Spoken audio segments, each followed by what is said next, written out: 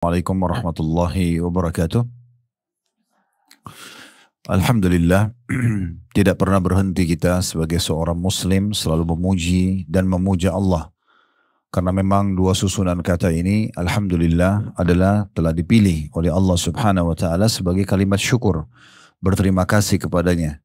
Termasuk nikmat yang melimpah adalah Allah masih memberikan kita kesempatan satu hari lagi pada hari ini untuk bisa menambah amal-amal soleh kita dan juga memohon maaf kepada Allah bila memang kita punya masa lalu diikuti dengan perbuatan-perbuatan dosa.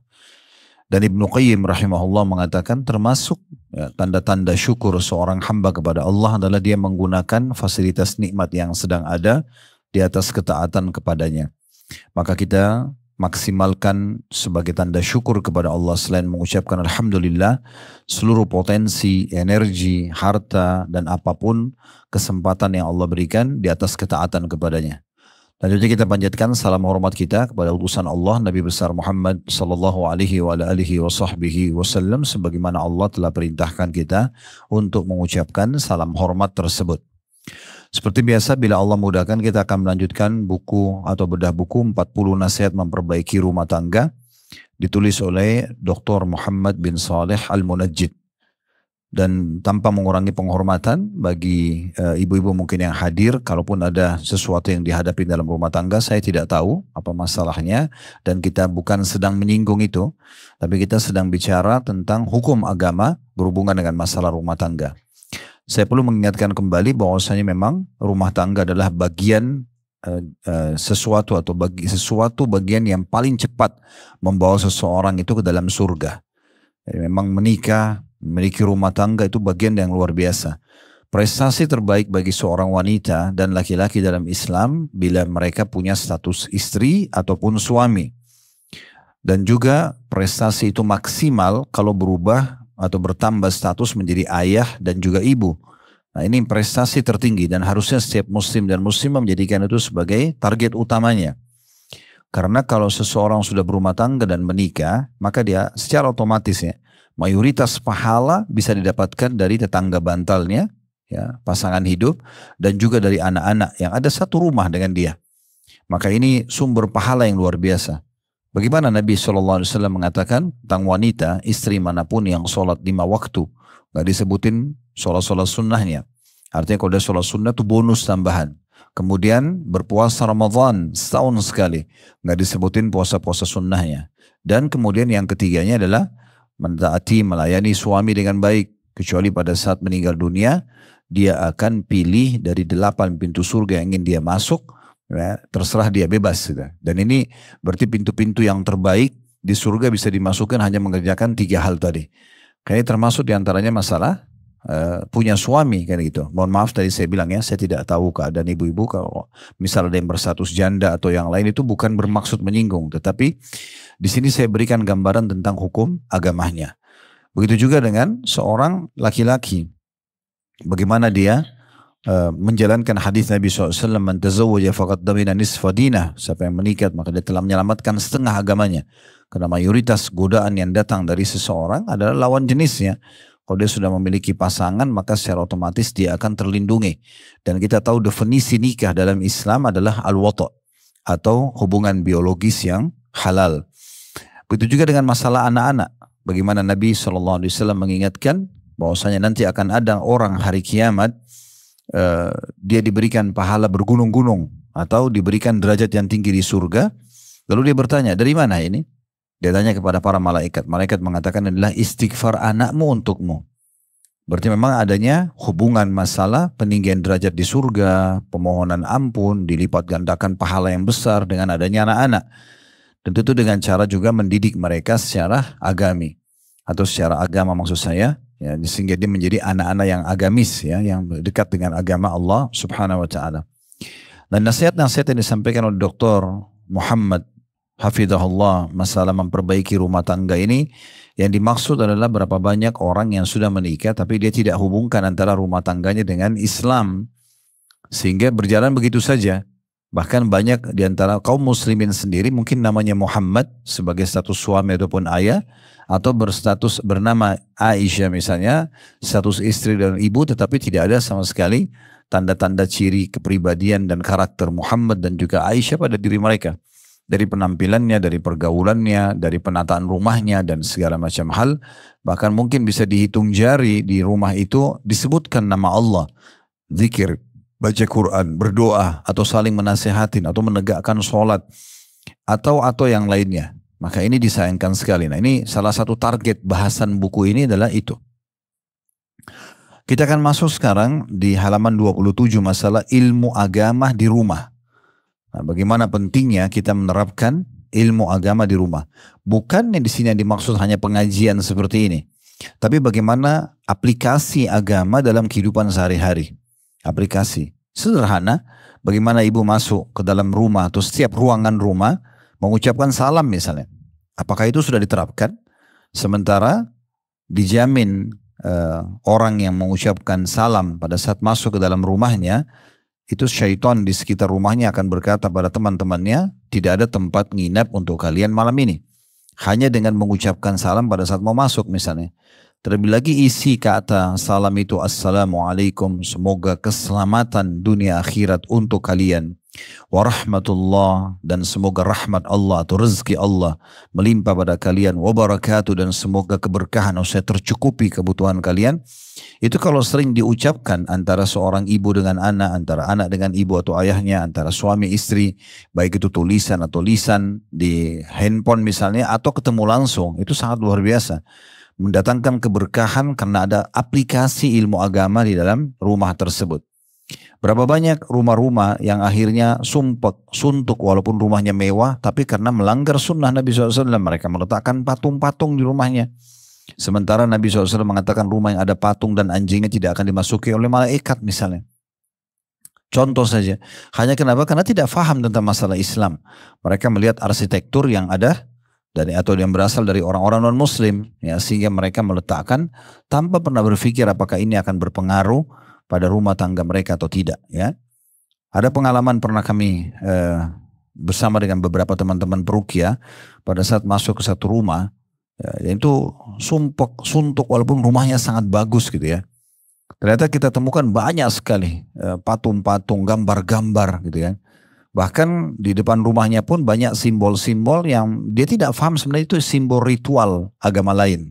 Ya, itu pada saat kita searching, cari tahu tentang gambar-gambar ini, semuanya ritual-ritual yang memanggil dewa-dewa dan segala macam. Dia cuma kalau pergi ke luar negeri, pergi ke Jepang, main beli souvenir, tidak tahu apa tulisannya, ya, misalnya, atau kena satu negara lain, kemudian beli. Mungkin itu ada simbol-simbol tertentu. Sampai saya kadang-kadang kalau lagi bimbing jemaah di travel yang Allah amanahkan di pundak kami, contoh ke Turki negara Islam. Tapi ternyata di sana ada banyak sekali dijual yang warna biru, kayak mata itu. Ya. Itu saya tanya sendiri orang Turki, ini kenapa? Kenapa ini dijual? Apa? Dia bilang ini keyakinan hampir seluruh orang Turki bisa menyelamatkan dari mara bahaya. Makanya di busnya digantung, di mobilnya digantung. Terus saya jelaskan ini syirik kepada Allah. Nggak boleh tatayur, bergantung pada benda tersebut. Dengan mengatakan simbol mata bisa menyelamatkan, tidak ada urusannya sama sekali. Tapi orang-orang kita kalau berangkat karena tidak paham, main beli, bawa pulang, lalu kemudian dijadikan gantungan kunci, dijadikan hiasan di rumah dan segala macam. Contohnya gitu ya. Nah ini secara substansial bahasan tentang pentingnya orang paham ilmu agama Islam dan dia terapkan dalam hidupnya. Karena Islam mengajarkan semua kebaikan, Bu ya. Jadi ibu tidak usah khawatir dengan menerapkan Islam lalu kemudian terganggu dalam rumah tangga, sama sekali tidak. Karena kalau orang terapin Islam sebagai seorang istri, dia menjadi istri yang sangat ideal. Kalau suami berarti suami yang sangat ideal. Orang tua berarti orang tua yang sangat ideal. Anak berarti anak yang sangat ideal, gitu kan. Pembantu juga begitu dan segala macam hal. Sampai ke masalah penataan rumah pun diajarkan dalam Islam. Ya, tadi sudah kita sebutkan tidak ada patung, gambar atau anjing. Begitu juga dengan toiletnya tidak boleh menghadap atau membelakangi kiblat. Ada hadis-hadis Nabi SAW. Dan banyak umat Islam tidak paham, mereka ikuti feng shui misalnya. Ya, bagaimana orang non-muslim menerapkan, oh kalau rumah itu begini maka akan sial, kalau rumah itu akan begini akan sial. Ya, sampai ada paman kandung saya pernah jual rumah dengan seseorang. Kebetulan karena beliau pernah di Mesir. Di Mesir itu salah satu contoh rumah tradisional orang. Biasanya atap plafon seperti ini pun masih dihiasi dengan kayu yang dibuat melintang. Ya, kayak ciri khas rumah mereka gitu ya. Nah kebetulan di depan pintu karena dia hanya suka sama istrinya, begitu buka pintu dibuat ada celah mungkin seperti cuakan atau ruangan kecil depan pintu rumah kita ini, itu ada kayu. Dan kebetulan karena dia tidak menghadap ke pintu kayunya, begitu ada orang non muslim datang langsung dibeli rumah itu. Dan tidak ditawar harganya kalau tidak salah itu. Terus ditanya kenapa langsung beli? Ya karena ini menunjukkan rumah ini tidak sial. Apa hubungannya hanya karena kayu, melintang misalnya, contoh. Dan banyak hal-hal yang berhubungan dengan masalah hal-hal ini. Maka kita harus perhatikan ya, keperluan kita terhadap ilmu agama ini, ibu sekalian. Bukan hanya sekedar duduk seperti ini, tapi bagaimana kita memahami dan mengaplikasikan dalam kehidupan kita. Itu lebih kita butuhkan daripada makanan pada saat lapar, minuman pada saat haus, tempat tidur pada saat capek, obat pada saat sakit. Karena agama akan memandu kita nanti, mana makanan, mana minuman, mana obat, mana tempat tidur yang boleh dan tidak boleh, yang biasa dikenal dengan halal dan haram. Ya. Juga poin penting untuk saya titip pesankan ya Bu ya. Kalau kita misalnya, maaf saya tidak menyinggung siapapun, baru bisa mengaji di umur 30 tahun, 35 tahun, baru bisa baca Quran, mungkin tajwidnya baru bisa benar. Jangan ini diwariskan pada anak-anak. Jangan juga anak-anak, sudahlah ibu juga begitu kok dulu misalnya. Enggak, justru kita tutupin kekurangan kita di anak-anak itu. Kalau perlu mereka 10 tahun sudah hafal Quran. Kalau perlu mereka itu sudah harus menutup auratnya dari awal. Bukan seperti kita misalnya karena kita telat. Ya, kalau perlu mereka dari sekarang sudah sering mendengarkan hadis Nabi. Mereka sudah terbiasa bukan cuma sholat wajib. Tapi sholat tahajudnya, sholat duhanya sudah terbiasa. Harusnya begitu. Kita menutupi kekurangan kita justru di penyempurnaan terhadap ibadahnya anak-anak gitu ya. Ada orang luar biasa gitu parahnya. Jadi saya pernah menasihatin satu keluarga. Karena mampir ke situ, kemudian diminta nasihat. Saya nasihatin panjang lebar anak-anak muda di situ, ada beberapa anak-anak nasihatin mereka tentang hati-hati pergaulan bebas, narkotika, minuman keras dan segala macam bahayanya. Bagaimana kisah para salafus saleh, mereka duduk dengarin dan mereka sudah sepertinya tersentuh kalau saya lihat ya. Uniknya setelah selesai, saya pamit mau pulang lewat belakang rumah, rupanya ibunya anak-anak yang ada di situ tuh duduk sama anak-anaknya, kemudian dengan santainya seakan-akan apa yang saya jelaskan tadi itu semuanya habis ditepis sama ibunya sendiri. Nah, mana pacar kamu, kenapa kamu nggak bawa? Nah, teman kamu itu kan sudah cobain dan itu, kenapa kamu nggak coba? Jadi hal-hal yang ajaib. Tadinya minta saya nasihatin, malah sekarang ditepis sendiri. Jadi kalau begitu sayang sekali ya, lebih memilih anak-anaknya untuk terjerumus pada kesalahan. Jangan pernah gunakan lagi istilah nggak apa-apa mumpung masih muda, coba aja nak, itu keliru ya. Kecuali pada hal-hal yang positif, dia menimba ilmu, meningkatkan skillnya, keterampilannya, itu oke. Tetapi kalau untuk seperti itu nggak apa-apa. Masih sampai sekarang di waktu kita sudah dengan teknologi canggih sekarang masih harus kalau lulus SMA coret-coret bajunya, dipiloks, mukanya ugal-ugalan di jalan, masih itu dianggap sebuah kenangan yang nggak ada masalah. Atau mengganggu orang lain, bajunya masih bisa disedekahkan, dikasih kepada adik-adik kelasnya yang tidak mampu. Kan masih banyak orang yang bisa berikan manfaat. Kenapa harus mewariskan hal-hal yang buruk ini? Ya, bukannya kita malah menjadi contoh-contoh yang baik. Nah ini dalam pembukaan kita berhubungan dengan sedikit gambaran pentingnya masalah ilmu agama itu. Ya. Dan ini bukan pilihan Bu ya. Ibu belajar agama bukan pilihan tapi sebuah kewajiban. Karena Nabi SAW mengatakan, talabul ilmi faridatun ala kulli muslim, menuntut ilmu dan menerapkan dalam kehidupan kita sebagai seorang muslim wajib hukumnya. Baik, saya akan bacakan dan ini berlanjut ya ke nasihat ke-8 dari 40 nasihat. Nasihat yang ke-7 kemarin tentang masalah pentingnya membaca Al-Baqarah di rumah untuk mengusir syaitan. Dan jangan sampai menjadikan rumah kita seperti kuburan ya, karena tidak ada tilawah Al-Qur'annya sama sekali. Ada sebagian rumah kaum muslimin Al-Qur'an terdengar kalau ada kematian saja ya. Atau mungkin karena kesurupan syaitan di ruqyah ya. Padahal sebenarnya tidak seperti itu. Al-Qur'an harus selalu terdengar di rumah. Itu nasihat ke-7 yang lalu. Sekarang nasihat ke-8 masalah pengajaran anggota keluarga berhubungan dengan masalah kewajiban-kewajiban mereka dalam agama Islam. Saya bacakan di nasihat 8 pengajaran anggota keluarga. Mengajar adalah kewajiban yang mesti dilakukan oleh pemimpin keluarga sebagai realisasi dari perintah Allah Subhanahu wa taala dalam surah Tahrim ayat 6. Ya ayyuhalladzina amanu qu anfusakum wa ahlikum naran waquduhan nas wal hijarah. Wahai orang beriman, jagalah dirimu dan keluargamu dari api neraka yang bahan bakarnya manusia dan juga batu. Ayat ini atau ayat di atas merupakan dasar pengajaran dan pendidikan anggota keluarga. Kenapa? Karena Allah perintahkan agar ibu dan bapak di sini itu mendidik anak-anaknya dan menyelamatkan mereka dari api neraka. Bagaimana caranya? Ya faham ilmu agama. Tahu mana halal, mana haram supaya selamat dari api neraka. Memerintah mereka dengan kebaikan dan mencegah mereka dari kemungkaran. Jangan pernah biarkan anak-anak tidur, ya, subuh misalnya.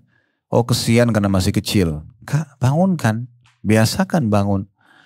Tidak ada salahnya ibu kalau bangun sholat tahajud, ibu aja anaknya bangun, gak apa-apa. Walaupun dia masih ngantuk, dibiasakan aja pelan-pelan gitu ya.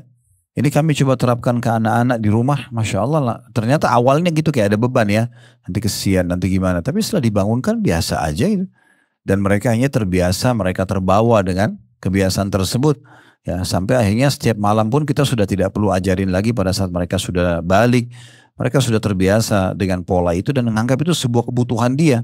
Bukan lagi keharusan atau bukan karena nggak enak sama orang tua, karena keharusan dari orang tua, tapi mereka merasa itu sudah kebutuhannya. Itu tidak mungkin kita bisa cetak dan menjadikan mereka seperti itu dalam hitungan 5-10 menit atau 1-2 hari. Saya kasih contoh lain, misalnya ada sebagian ibu-ibu atau bapak-bapak, kadang-kadang nanti anaknya kalau mau menikah, sudah tinggal sebulan lagi menikah, baru dikasih kursus cepat. Ya, kamu harus begini, kamu harus begitu, kamu harus begini. Semua ditumpukin dalam satu masa. Gimana caranya dia mau lalui 50 tahun ke depan dengan 1 bulan kursus cepat, apalagi ada yang kadang-kadang cuma 2-3 hari. Ditumpukin, si ibu titip pesan apa, si ayah titip pesan apa. Dia bingung untuk membagi bagaimana nanti menata semua itu. Ini kekeliruan. Maksudnya dari kecil dibiasakan, dibangun kebiasaan pola-pola. Masuk kamar mandi, keluar kamar mandi, adab-adabnya, kebersihannya, doanya, mau tidur, bangun tidur, merawat rumah, pakaiannya jauh dari najis, dan segala macam hal yang harusnya sudah dicicil sehingga tidak menumpuk pada anak-anak tersebut. Nah, itu yang dimaksudkan di sini. Lalu penulis mengatakan di bawah ini beberapa komentar ahli tafsir tentang ayat tersebut. Surah At-Tahrim, surah nomor 66 ayat 6 tadi. Yakni berkaitan dengan kewajiban yang dibebankan atas pemimpin keluarga. Qatada berkata, Qatada ini seorang ulama yang masyhur, beliau mengatakan hendaknya dia memerintahkan mereka taat kepada Allah Subhanahu wa taala serta mencegah mereka dari kemaksiat atau dari maksiat kepadanya. N-nya besar kata ganti Allah ya. Hendaknya menjaga mereka untuk melakukan apa yang diperintahkan oleh Allah dan membantu mereka di dalamnya. Maka apabila kamu melihat kemaksiatan, hendaklah engkau atau kamu menjauhkan mereka darinya dan memperingatkan untuk tidak melakukannya. Bermula dari hal-hal kecil ya, makan dan minum dengan tangan kiri atau meniup makanan dan minuman, itu kan larangan dalam sunnah ada ya. Atau misalnya membuang-buang makanan, mubazir, mengambil yang berlebihan gitu ya. Atau ada makanan jatuh, sebenarnya dia makanan kering dan masih sunnahnya diambil. Yang kata Nabi SAW, kalau jatuh makanan kalian maka bersihkanlah, lalu makanlah dan jangan biarkan bagian dari syaitan. Kecuali cairan, kotor, mungkin ya susah untuk dibersihkan, beda. Dan banyak adab-adab yang lain contohnya. Nah itu harus betul-betul diberikan pemahaman kepada mereka supaya mereka faham mana yang boleh, mana yang tidak boleh. Dan dibiasakan dengan pola itu. Saya subhanallah tadi subuh sholat di masjid di dekat rumah.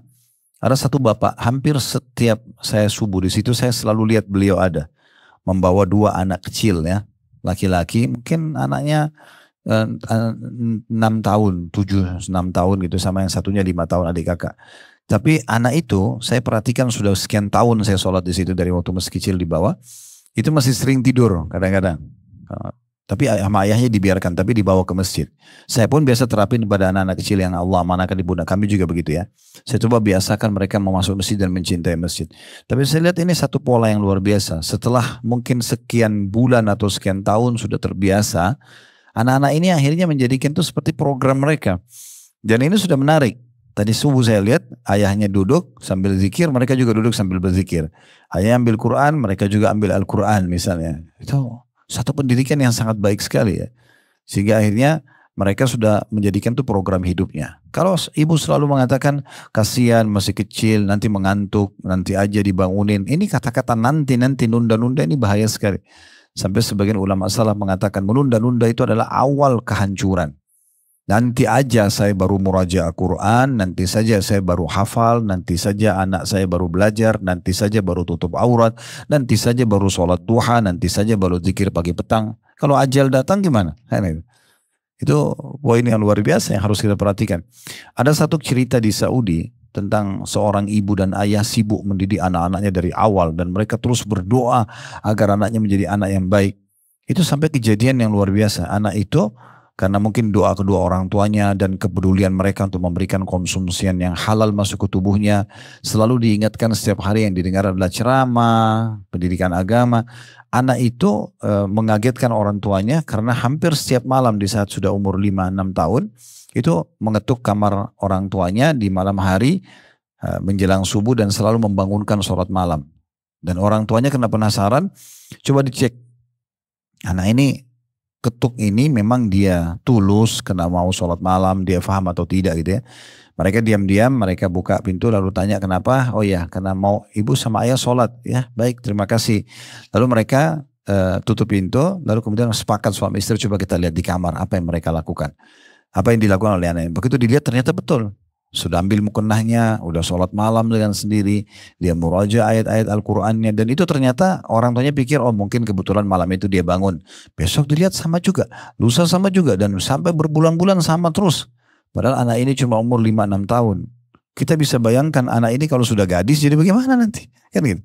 Contohnya. Jadi gak ada kebaikan dalam menunda-nunda amal-amal soleh itu. Saya sudah bilang tadi di pembukaan kita, justru kita tutupin kekurangan kita Bu ya. Yang dulu kita kurang, belum bisa baca Quran, belum sholat malam, belum itu tutup di anak-anak kita justru. Jangan wariskan keburukan-keburukan pada mereka. Saya lanjutkan atau saya baca kembali, saya ulangi maaf ya, perkataan Qatadah. Hendaknya dia memerintahkan mereka taat kepada Allah Subhanahu wa taala serta mencegah mereka dari maksiat kepadanya.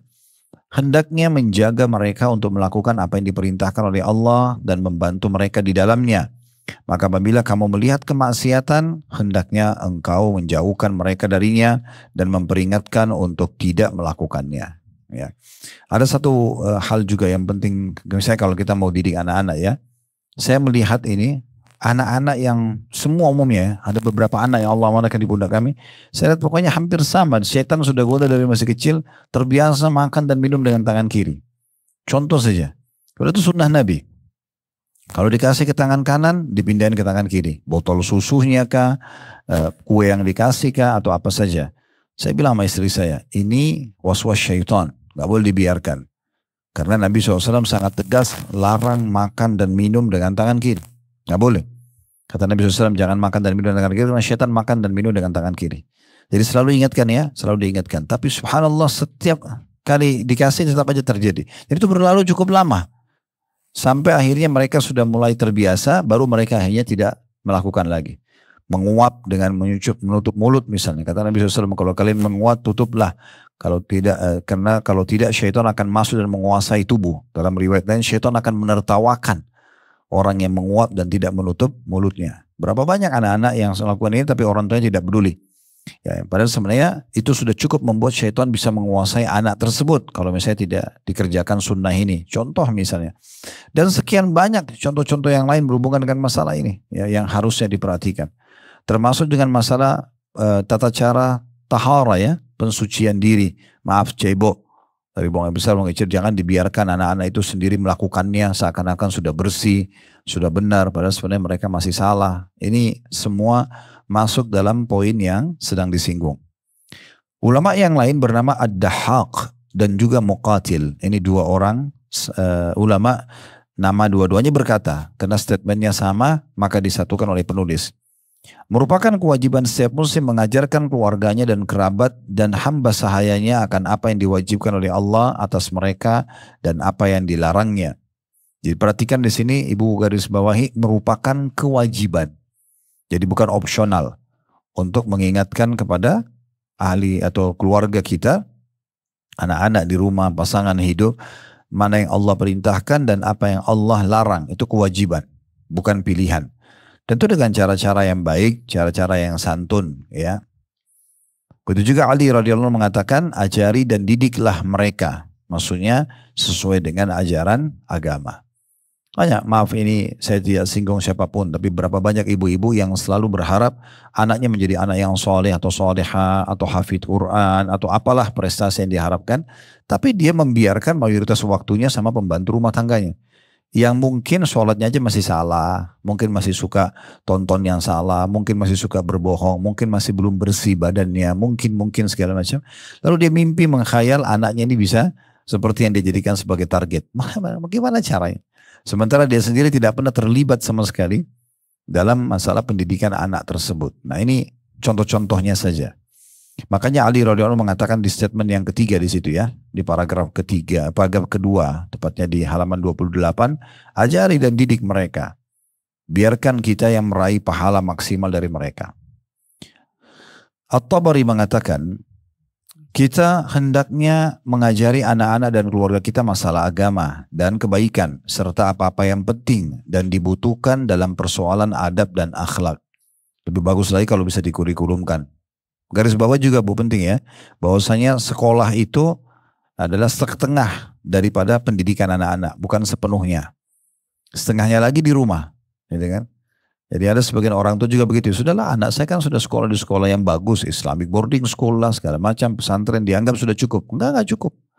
Itu pendidikan mereka setengahnya masih ada di rumah. Dan mereka masih membanding-bandingkan tuh. Misalnya di sekolah gurunya bilang apa? Misal contoh, gurunya menyebutkan hadis tidak boleh makan dan minum sambil berdiri. Misal contoh. Nanti dia pulang rumah dia lihat ibunya sama ayahnya makan minum berdiri nggak? Nah, kalau makan minum berdiri ada kadang-kadang anak-anak yang ngomong, loh di sekolah kok ngajarin begini, kok ibu sama ayah beda? Ada juga yang tidak. Dia langsung membandingkan. Bagi dia mana yang lebih mudah.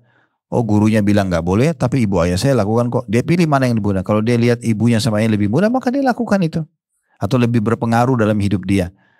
Sehingga kita harus paham pendidikan itu harus dari dua sisi. Tangan nggak bisa bertepuk kalau sebelah saja, harus dua-duanya. Kalau perlu ibu nanti kalau pulang sekolah anak-anak ditanya tadi belajar apa, ya ditanya kritis, tanya masalah itu, biarin dia cerita. Atau juga ibu perlu tanya tentang teman-teman kelasnya. Saya kadang-kadang duduk sama anak-anak, walaupun saya tidak tahu nama teman-temannya, tapi saya selalu bilang sama mereka. Tadi nama kelasnya apa nak? Oh nama kelasku namanya ini. Oke. Ada berapa orang di kelas? Bahkan dia berpikir dia tahu. Oh, ada 22 orang. Siapa saja namanya? Ini si fulan disebutin nama-nama. Walaupun saya tidak perlu hafal nama-nama itu semua. Tapi dia merasa orang tuanya peduli dengan keadaan dia. Kemudian tanya, siapa di antara teman-teman kamu yang paling berprestasi di kelas? Yang paling baik siapa? Oh si fulan. Kenapa? Dia kalau disuruh sama guru dia dengar. Dia kalau dikasih tugas dia kerjakan. Nah berarti kamu harus seperti itu ya. Siapa di antara murid-murid di kelas yang paling malas? Oh si fulan. Kenapa? Suka tidur, suka ganggu orang. Nah nggak boleh seperti itu ya. Misal contoh. Nah itu kita hidup masuk ke alam mereka itu penting. Ya. Dan ini terjadi bukan hanya sekali atau dua kali. Sering. Ya. Bahkan anak-anak yang sudah dewasa pun begitu. Saya kadang-kadang duduk sama anak-anak yang Allah manakan yang sudah balik pun saya bahasakan kepada mereka.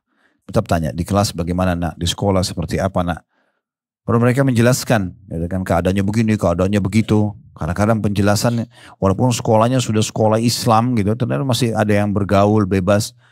Kalau kita nggak nanya, dia nggak cerita. Begitu dia cerita, saya katakan, tapi itu nggak boleh ya nak. Dalam hukum agama begini. Misalnya kita jelaskan.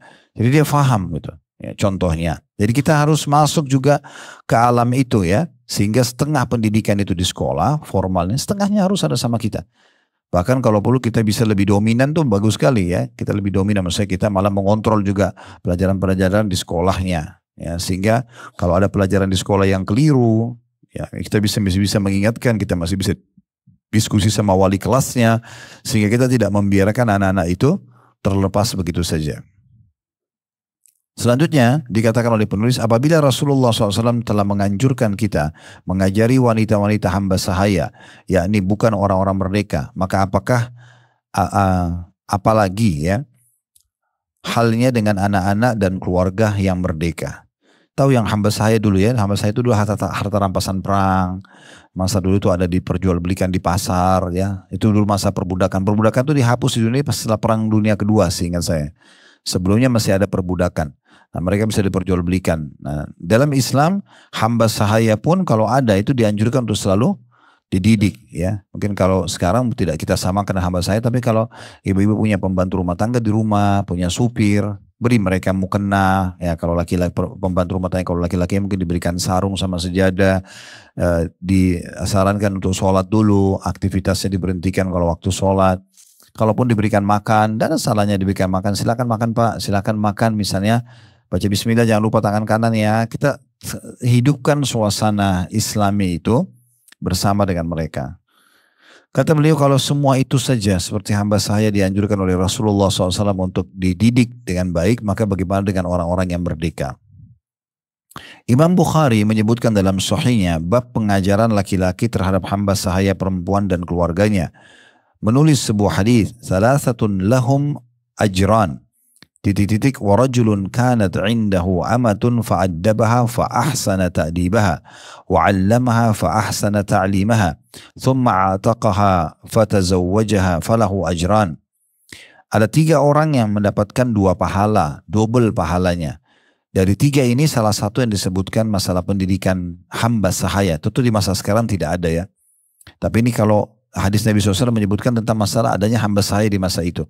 Dan seorang laki-laki memiliki hamba sahaya perempuan, lalu dia mendidiknya dengan baik, mengajarinya dengan baik, maksudnya pendidikan-pendidikan agama. Kemudian ia memerdekakannya lalu menikahinya, maka baginya 2 pahala.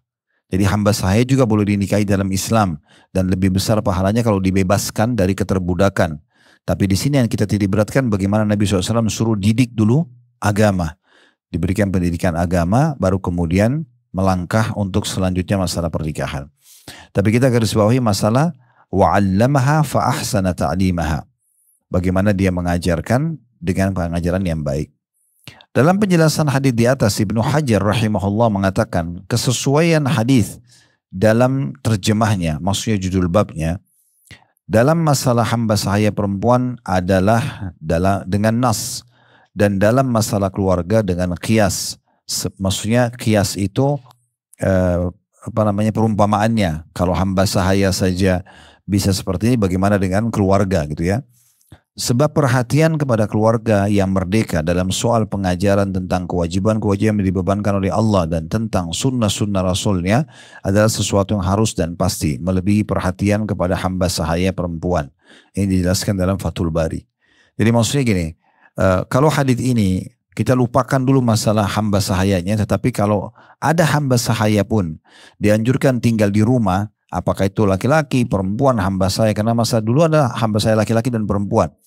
Itu dididik dengan baik ya, kemudian dimerdekakan, didik agama dan dimerdekakan, dibebaskan, maka itu akan menjadi pahala yang sangat besar. Saya tidak tahu ibu-ibu sudah pernah dengar nama ini atau belum, tapi nama ini masyhur seorang ulama namanya Abul Aliyah. Abul Aliyah ini pernah menjadi seorang budak diperjualbelikan di pasar ya. Waktu itu di masa hidupnya beliau, dan ini gurunya ulama-ulama hadis. Beliau tabi'in yang sangat masyhur, belajar dari para sahabat Nabi Abdullah bin Umar, Abdullah bin Abbas, Anas bin Malik dan seterusnya, menjadi ulama besar. Awal kisahnya Abul Aliyah ini seorang budak hamba sahaya, dan dia berada di naungan seorang wanita waktu itu di negerinya. Ibu ini melihat Abul Aliyah ini selain memberikan hak dia, bantu bersihin rumah apa yang disuruh dikerjain sama dia. Kemudian dilihat juga di waktu lowong Abul Aliyah suka belajar agama. Pergi ke masjid dekat rumah, belajar. Sampai dia hafal Quran, dia banyak hafal hadis. Kadang-kadang sambil bekerja, bersihin taman depan, ada tetangga datang nanya hukum agama. Gitu-gitu ya. Akhirnya apa yang dikerjakan oleh si ibu ini? Ibu ini mengatakan kepada Abul Aliyah pada saat hari Jumat. Kebetulan Abu Aliyah mau pergi sholat Jumat. Lalu si majikannya mengatakan, kamu kemana Abu Aliyah? Dia bilang, saya mau pergi ke masjid untuk sholat Jumat. Kata ibu tersebut, bawa saya bersama. Maka ibu itu pun ikut. Ya. Dan dia bertanya-tanya, kenapa ibu ini mau pergi ikut sholat Jumat? Walaupun sebenarnya Jumat boleh bagi perempuan ya. Hukumnya sunnah bu ya. Yang wajib laki-laki. Makanya di Masjid Haram Mekah dan Masjid Nabawi Madinah tetap diberikan kesempatan untuk Jumatan ya bagi perempuan. Maka dia pergi, kemudian setelah semua jemaah Jumat berkumpul, ibu itu langsung mengatakan, wahai muslimin, jadilah saksi kalau aku berharap pahala dari Allah dengan membebaskan Abu Aliyah. Aku bebaskan dia karena Allah agar bermanfaat bagi Islam dan muslimin. Maka Abu Aliyah pun bebas dari keterbudakan dengan ucapan tersebut dan akhirnya bermanfaat bagi umat pada saat itu, dan sampai sekarang masih dinukil tentang kisah-kisah beliau yang luar biasa dari sisi keimanan, dari sisi ilmunya, dan pahalanya dipanen oleh sang ibu yang sudah memberikan kesempatan dan mendidiknya dengan baik itu. Lalu dikatakan karena adanya kesibukan dan tugas serta ikatan lainnya, seseorang terkadang melalaikan untuk meluangkan waktu bagi dirinya sehingga bisa mengajari keluarganya. Di antara jalan pemecahan dalam persoalan ini, yaitu hendaknya ia mengkhususkan 1 hari dalam seminggu sebagai waktu untuk keluarga. Bahkan mungkin juga dengan melibatkan kerabat lain untuk menyelenggarakan majelis ilmu di dalam rumah. Ia hendaknya mengumumkan hari tersebut kepada segenap anggota keluarga dan menganjurkan agar menepati dan juga datang pada hari yang ditentukan tersebut. Bahkan akan lebih efektif dengan menggunakan kata-kata wajib datang, baik kepada dirinya maupun kepada anggota keluarga lainnya. Tentu kalau poin ini bisa diadakan pengajian, kayak ini kan pengajian umum, mungkin semua teman-teman datang ya. Tapi ada mungkin pengajian khusus untuk keluarga saja. Apakah dia punya kapasitas dan kapabilitas untuk menyampaikan ilmu? Misalnya seseorang ustadz atau ustazah, atau minimal dia menguasai substansial bahasan. Misalnya ibu sudah sangat faham tentang masalah bab keutamaan sholat 5 waktu misalnya. Berjamaah, tentang rukun-rukun sholat, kewajiban sholat, sunnah-sunnah sholat, yang membatalkan sholat, misalnya hal-hal yang makruh dalam sholat. Udah ibu pelajari babnya, lalu ibu coba kumpulin, lalu jelasin kepada anak-anak misalnya.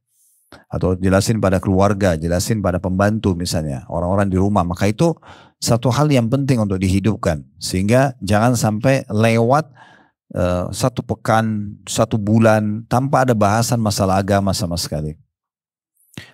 Berikut ini kata beliau adalah apa yang terjadi pada diri Rasulullah SAW dalam masalah ini sebagai contoh. Imam Bukhari rahimahullah berkata, bab apakah bagi wanita disediakan haji khusus atau hari khusus, maaf ya. Apakah bagi wanita disediakan hari khusus untuk ilmu? Tanda tanya. Lalu ya beliau menyetir hadis Abu Sa'id al-Khudri radhiyallahu anhu, qalatin nisa'u lin-nabi sallallahu alaihi wasallam ghalabana 'alaika ar-rijalu faj'al lana yawman min nafsik wa fawa'adahunna yawman lakiyahunna fihi fawadahunna wa amarahunna.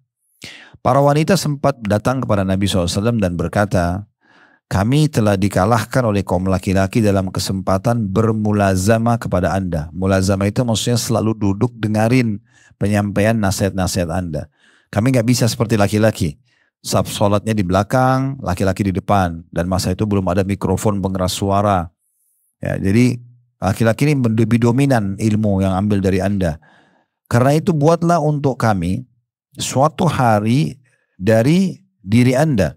Lalu Rasulullah SAW menjanjikan mereka suatu hari untuk bertemu dengan mereka, dan Rasulullah SAW menasihati dan memerintahkan mereka. Maksudnya di sini penulis ingin titik beratkan, Nabi SAW aja luangkan waktu untuk para kaum wanita belajar, ataupun orang-orang yang khusus tidak bisa ya, mereka hadir di masjid, di majelis ilmu misalnya, lalu mereka didatangi lalu disampaikan kepada mereka tentang hukum-hukum agama. Gak ada salahnya ibu memberikan buku-buku anak-anak ya, daripada mereka baca komik. Mungkin di masa kita kecil dulu suka baca yang menghayal ya, Cinderella lah ya, atau apalah ya, yang toko-toko yang tidak jelas gitu ya, yang menggambarkan dia seorang pri punya tongkat bisa ini dan itu misalnya. Manfaatnya secara iman dan agama apa gitu ya. Sekarang kita sudah harus membacakan buku-buku buat mereka, kisah tentang Ummahatil Mukminin, sahabiat Nabi kalau anak perempuan misalnya, atau tentang sahabat-sahabat Nabi kalau laki-laki, ya kan gitu. Kemudian juga banyak hal-hal yang berefek ya. Semua toko-toko sekarang itu saya lihat kalau sudah mulai mau masuk tahun baru sekolah ya, tahun ajaran baru, biasanya sudah pada beli perlengkapan. Kemarin saya sempat juga jalan sama istri pada saat mau beliin buat anak-anak. Itu teman-teman saya temukan hampir semua buku tulis, pulpennya, tempat pensilnya, semuanya gambarnya nggak jelas. Gitu. Ya. Hampir semuanya gitu. Dan di situ anak-anak semua pada ini, temanku beli ini, pada mau ambil. Dan itu nggak jelas, toko-toko fiktif semua yang tidak masuk akal gitu ya. Sampai saya sempat berpikir, kenapa nggak ada seorang produsen muslim buat buku ya. Misalnya tulisannya itu aku anak soleh, aku anak soleha misalnya. Atau apalah ya gitu kan. Atau aku suka dengan, atau aku beriman ya misalnya. Atau aku bangga menjadi anak muslim. Kan banyak sekali ya. Kenapa enggak buku tulisnya itu seperti itu, covernya, tasnya, tempat pensilnya, ini gambarnya robot, gambarnya ini, gambarnya manusia nggak jelas gitu ya. Dan itu terus saja kita sebagai orang tua mendukung itu ya. Ini sering saya singgung di pengajian ya gitu. Maaf saya sebutin nama-nama ini karena memang terlalu menyebar di tengah-tengah kita. Itu bahaya sekali pendidikan dengan Doraemon ya. Karena memang digambarkan boneka ini bisa memberikan apa saja. Kan bahaya sekali. Anak temannya punya masalah apa, solusinya ada sama dia. Maka dia bisa mengeluarkan apapun dari perutnya. Mungkin ibu yang dewasa kita ini kalau misalnya dengar, lihat nonton itu kita akan mengatakan, oh iya itu ya, itu cerita, kartun ya. Tapi kira-kira anak kita rekam itu enggak? Ya, kalau ibu beliin boneka itu ditaruh di kamarnya, mana ibu tahu kalau dia lagi sedih, atau dia lagi senang, lalu dia ngobrol sama boneka itu.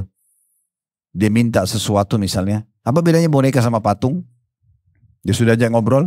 Orang spraynya, gordennya ya, di kamar semuanya itu gitu kan. Susah banget nih. Ya. Itu Mickey Mouse sama Minnie Mouse itu tikus. Tikus. Tahu tikus bu? Tikus itu hewan yang disuruh dibunuh dalam Islam. Gak boleh dipelihara kan tikus. Ya. Kata Nabi SAW 5 hewan yang harus dibunuh. Boleh dibunuh di tempat wilayah haram. Haram itu Mekah sama Madinah. Atau di luar wilayah haram. Ibu udah tahu hukum belum? Kalau di wilayah haram itu gak boleh bunuh hewan ya. Di Mekah, Madinah itu gak boleh. Ada wilayah haram. Wilayah haram itu gak boleh. Gak boleh cabut pohonnya. Gak boleh bunuh hewannya. Itu ada hukum-hukum sendiri ya. Tapi Nabi bilang 5 hewan ini bunuh saja di wilayah haram atau di luar haram. Pertama disebut tikus itu. Yang paling pertama tikus. Bagaimana bisa tikus ditokohkan? Itu kan orang-orang Yahudi yang buat itu. Ya, contoh, selain gambar itu juga nggak boleh gitu ya. Contohnya saja. Itu dan banyak cita-cita dalam masalah itu dibuat segala macam. Begitu juga dengan yang lain yang apa kartun Jepang atau Cina yang kurang ajar sama ibunya. Shinchan ya. Diajarin. Kita mungkin lucu ya kalau orang tua lihat. Oh iya lucu ya. Tapi itu bahaya banget itu. Nontonin anak-anak 5 menit bisa kurang ajar sama ibunya nanti. Kerjain orang tuanya segala macam. Contohnya ya. Saya pernah pas mau pergi taklim. Anak-anak di rumah. Mereka nonton TV lagi libur sekolah. Saya kebetulan karena walaupun tanggal merah gak libur taklimnya jalan itu. Ini boleh gak abati? Nanya saya gitu di rumah. Saya dipanggil abati kebetulan. Terus saya lihat, saya kaget gitu. Memang masih ada waktu pengajian. Lalu saya bilang, sebentar ya, coba berarti lihat dulu. Saya nonton. Itu yang film India atau apa itu, kartun. Ya. Krishna ya, namanya. Itu bahaya sekali, itu kan dewa, dianggap dewa ya. Itu mereka nonton, saya minta nonton. Hanya 20 menit saya hitung itu. Itu luar biasa perusakan akidahnya itu. Luar biasa. Ceritanya waktu itu kebetulan episode yang itu. Dewa hujannya lagi ngambek, iya, nggak mau turunin hujan, terus dia diceritakan, digambarkan di atas langit, di atas awan, lagi duduk dengan singgasananya, dengan buah-buahannya, dengan para dayang-dayangnya, gitu ya, dan dia lagi ngambek, nggak mau turunin hujan. Lalu si anak kecil ini marah, dia ajak tantang berantemlah sampai menang, akhirnya hujan turun. Ini luar biasa gini ya. Yang menurunkan hujan hanya Allah ya. Dan tidak ada istilahnya ya seperti itu ada dewa ini dewa itu dan dia bisa mengalahkan 20 menit ini satu episode, dia punya sekian puluh episode. Bagaimana pendidikan anak-anak ini wah, dan sekian banyak contoh-contoh yang lain itu ya. Ini sayang sekali kalau kita tidak perhatikan dengan masalah-masalah seperti ini. Ibnu Hajar berkata dalam riwayat Sahal ibn Abi Saleh dari ayahnya dari Abu Hurairah mirip dengan kisah ini. Ia berkata, perjanjian kalian di rumah fulana. Maka Rasulullah SAW mendatangi mereka dan memberi ceramah kepada mereka. Dari hadis di atas kita bisa mengambil kesimpulan akan pentingnya pengajaran para wanita di rumah-rumah dan mengingatkan pula betapa besar perhatian para sahabat wanita dalam masalah belajar.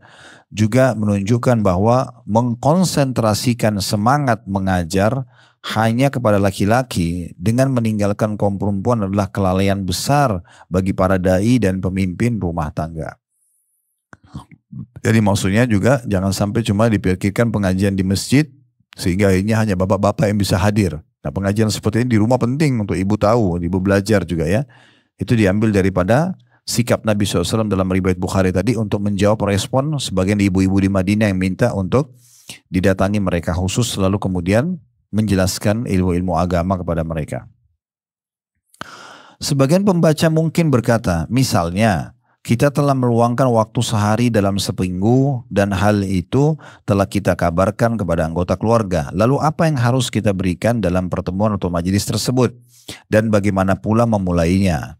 Sebagai jawaban dari pertanyaan tersebut, penulis mencoba memberikan ide dalam hal ini sehingga menjadi manhaj atau program atau metode sederhana untuk mengajar anggota keluarga secara umum dan bagi kaum wanita secara khusus.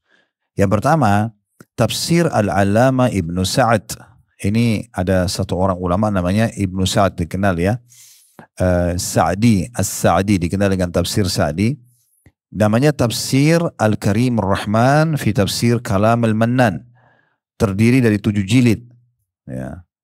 Sajian dan bahasannya mudah. Tafsir ini bisa ditelaah dan dibaca per surat atau semampunya dalam tiap kali pertemuan. Tentu karena penulis ini Bu tinggal di Saudi, maka beliau mengarahkan ke buku ini ya. Kalau saya pribadi mengarahkan ibu-ibu cukup membaca tafsir. Kalau sekarang mungkin bisa di handphone kita di searching di Google surah tertentu. Dan selalu saya sarankan kalau di pengajian kami mulai kalau mau belajar tafsir dengan juz 30 saja. Juz 30 saja. Tidak usah lebih dari juz 30 dulu. Itu ada banyak sekali surah-surah pendek dan umumnya itu Makkiyah. Makkiyah maksudnya yang turun di Mekah Bu ya. Karena di Al-Quran ada surah-surah Makkiyah, ada surah Madaniyah. Surah Makkiyah yang turun 13 tahun pertama fase di Mekah dan Madaniyah berarti 10 tahun waktu fase Madinah. Nah umumnya surah-surah Makkiyah itu Bu berisikan tentang kisah umat sebelum kita yang Allah binasakan, tentang Fir'aun, tentang kaum Samud, tentang kaum 'Ad. Itu diceritakan. Kemudian juga menceritakan tentang masalah prosesi kematian, alam barzah, kuburan, tentang timbangan amal hari kiamat, tentang surga dan neraka. Itu isi-isinya itu tuh. Memang ini dasar, pondasi dasar yang menyentuh secara keimanan. Juga dari satu sisi surah-surahnya pendek-pendek.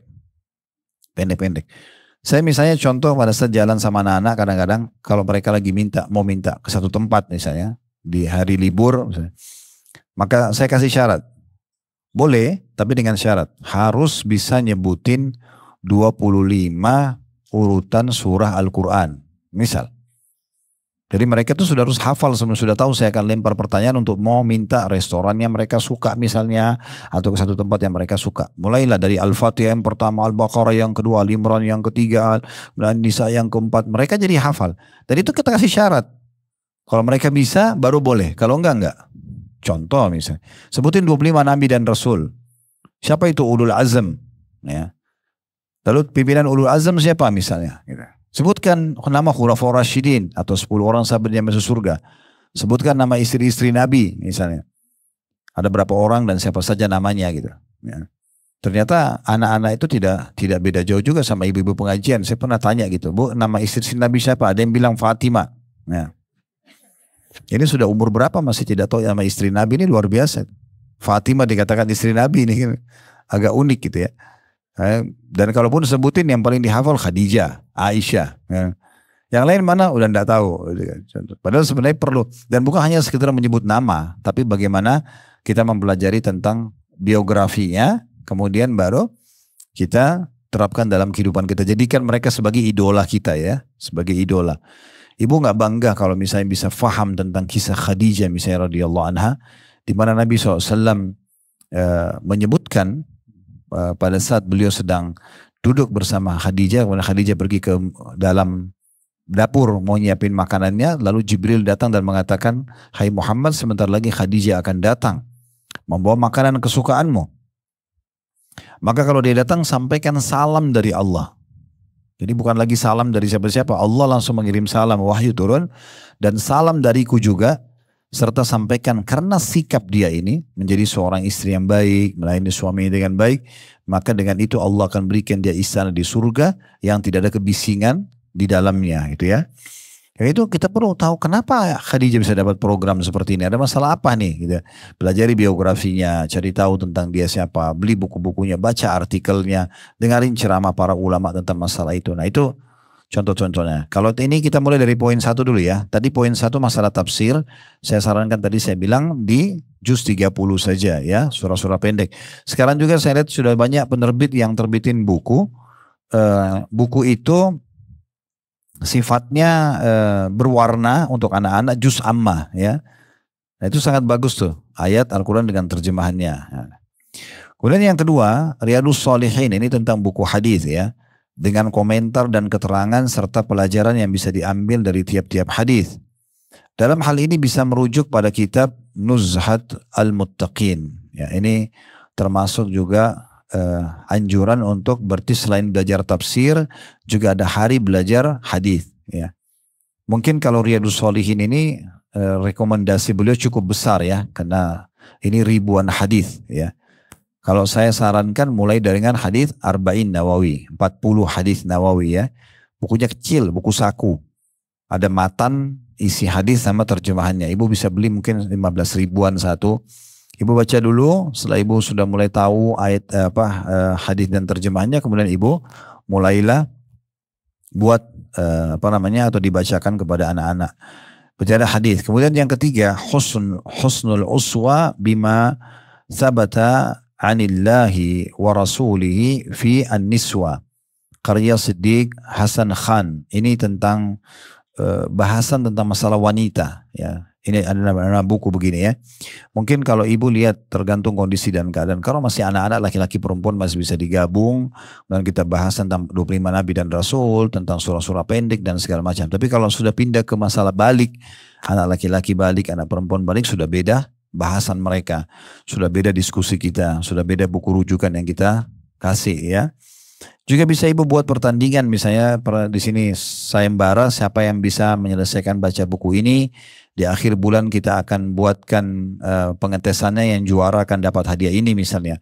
Sehingga mereka sibuk untuk mengerjakan dan membaca buku-buku itu. Juga penting untuk diajarkan kepada wanita beberapa persoalan hukum fikih. Misalnya hukum bersuci, haid, hukum sholat dan zakat, puasa dan haji. Jika mereka telah bisa melakukannya, demikian pula hukum makanan dan minuman, pakaian dan perhiasan, sunnah-sunnah fitrah dan para mahram, hukum lagu, gambar dan seterusnya. Artinya perlu kita jelaskan juga kepada mereka tentang hukum-hukum agama. Bisa juga ibu secara khusus ngajarin, ya bisa juga ibu kalau tidak khusus ajarin, per kasus aja. Per kasus apa yang sedang dihadapi depan mata. Kalau itu salah kita ingatkan, kalau itu benar kita ya dukung, ya kita berikan dukungan. Di antara rujukan-rujukan penting dalam masalah-masalah tersebut yaitu fatwa-fatwa para ulama seperti kumpulan fatwa-fatwa Syekh Abdul Aziz bin Baz. Ini salah satu ulama di Saudi yang sudah meninggal rahimahullah. Syekh Muhammad bin Shalih Al-Utsaimin dan ulama-ulama lain selain mereka. Baik itu berupa buku maupun rekaman kaset. Termasuk dalam kategori jadwal pengajaran wanita dan keluarga adalah dengan mengingatkan mereka untuk mengikuti berbagai ceramah umum yang disampaikan oleh para ulama. Maksudnya biasa memperdengarkan kepada mereka ceramah. Ya. Atau penuntut ilmu yang terpercaya di bidangnya. Ya, sampai sini saya batasi dulu ya. Ini tanda koma nanti kita lanjutkan. Saya tiba-tiba teringat ada satu teman saya, seorang ustadz gitu. Masya Allah retorika beliau dalam ceramah bagus banget gitu ya. Pengaruhnya juga besar sekali.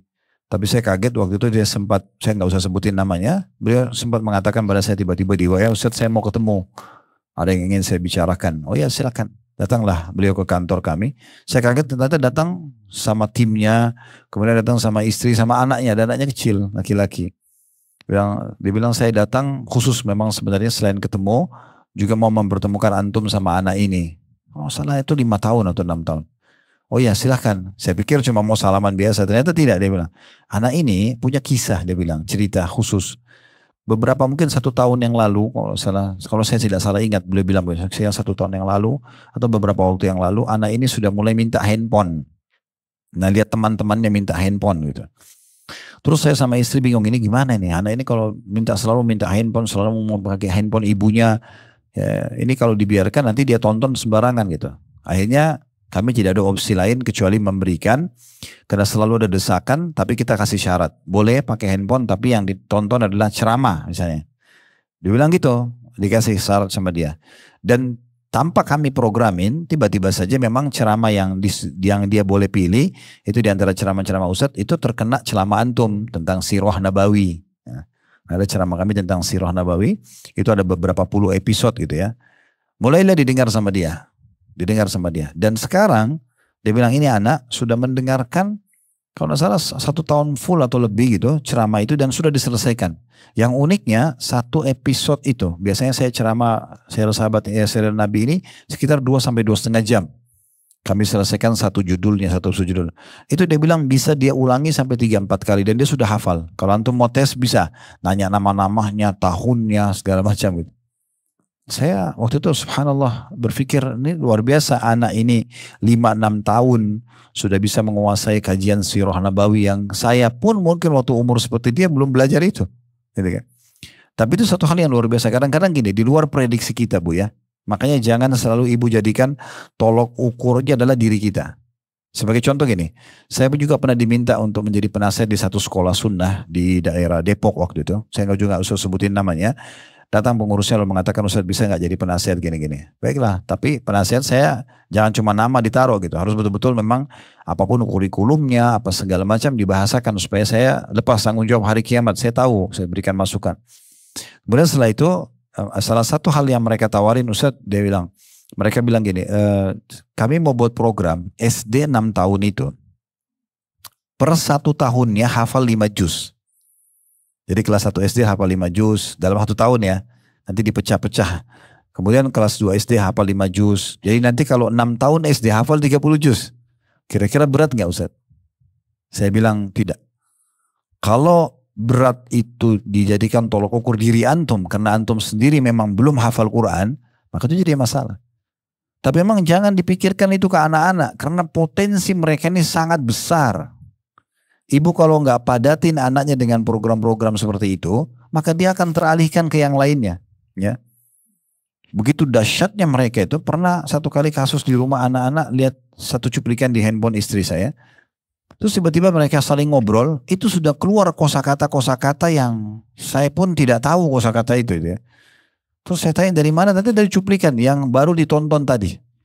Begitu cepatnya mereka mencerna dan akhirnya menganggap itu sesuatu yang tidak masalah. Kalau kita nggak tegur ini jadi masalah besar. Karena keluar lantunan-lantunan mungkin lagu-lagu atau hal-hal yang berbahaya. Ke depannya kalau dia bisa tahu maknanya itu kan berbahaya sekali contohnya. Dan segala macam hal. Nah itu hal-hal yang harusnya kita paham. Ya. Jadi ngalihkan kepada agama ini tidak usah terbebani. Dan tidak usah mengatakan belum waktunya. Apa dia mampu atau tidak. Itu jangan batasi dengan diri kita. Ya. Lalu dikatakan jika hal itu memungkinkan ya, saya ulangi, termasuk dalam kategori jadwal pengajaran wanita dan keluarga adalah dengan mengingatkan mereka untuk mengikuti berbagai ceramah umum yang disampaikan oleh para ulama atau penuntut ilmu yang terpercaya di bidangnya. Jika hal itu memungkinkan tentunya. Hal ini untuk lebih banyak memberikan referensi dan sumber pengajaran, juga untuk variasi. Selain itu, jangan pula dilupakan masalah mendengarkan siaran bacaan Al-Quranul Karim serta menaruh perhatian kepadanya. Ini kalau kita mungkin ibu bisa panggil guru ngaji ke rumah ya, bayar nggak masalah. Mereka belajar tajwid, mereka belajar hafalan ya.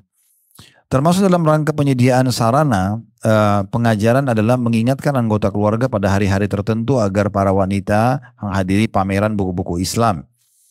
Tapi dengan memperhatikan syarat-syarat bepergian yang telah diatur oleh agama. Maksudnya tidak ada salahnya Bu, ibu buat program salah satu yang dikunjungi adalah pameran buku, ya bukan hanya selamanya selalu main, ya pameran buku, kemudian mendatangi perpustakaan. Kalau ibu kasih hadiahnya buku, ya. Saya tidak sengaja melihat satu cuplikan waktu itu. Saya lagi mencari beberapa cuplikan di Instagram. sambil mengetik yang sesuatu yang saya cari, kemudian keluar gitu ya. Ada satu cuplikan rupanya judulnya itu kalau tidak salah pendidikan anak. Ya.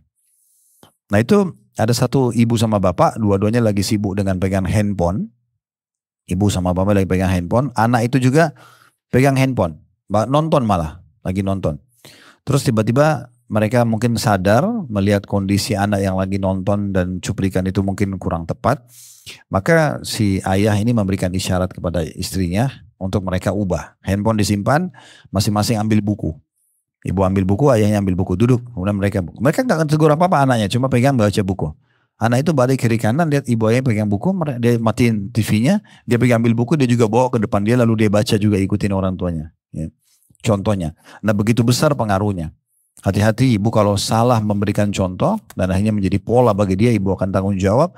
Kalau ibu benar dalam menyampaikan sebuah pola, akhirnya menjadi amal soleh buat kita tentunya. Allahu a'lam.